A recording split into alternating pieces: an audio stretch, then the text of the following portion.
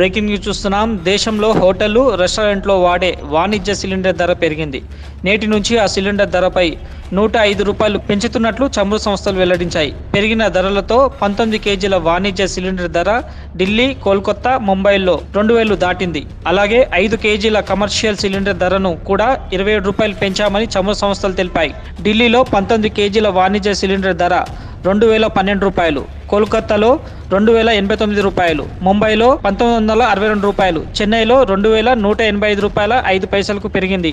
అలాగే 5 కేజీల వాణిజ్య సిలిండర్ ధర ఢిల్లీలో 569కి పెరగడం గమనార్హం. కాగా గత నెల 1న వాణిజ్య సిలిండర్పై 91.50 తగ్గించారు. ఇప్పుడు ₹105 పెంచి మళ్లీ భారం మోపారు. వాణిజ్య సిలిండర్ ధరను పెంచిన చమురు సంస్థలు గృహ అవసరాల సిలిండర్ ధరలను మాత్రం పెంచకపోవడం ఊరట కలిగించే విషయం. ఇప్పటి వరకు 14.2 కిలోల సిలిండర్ ధర ఢిల్లీ, ముంబైలో ₹899.05 ఉండగా కోల్కతాలో ₹920 ఉంది. చెన్నైలో ₹915.5 ఉంది. హైదరాబాద్లో $952 ఉంది. ఆ ధరలు అలాగే కొనసాగుతాయని చమురు సంస్థలు ప్రకటించాయి.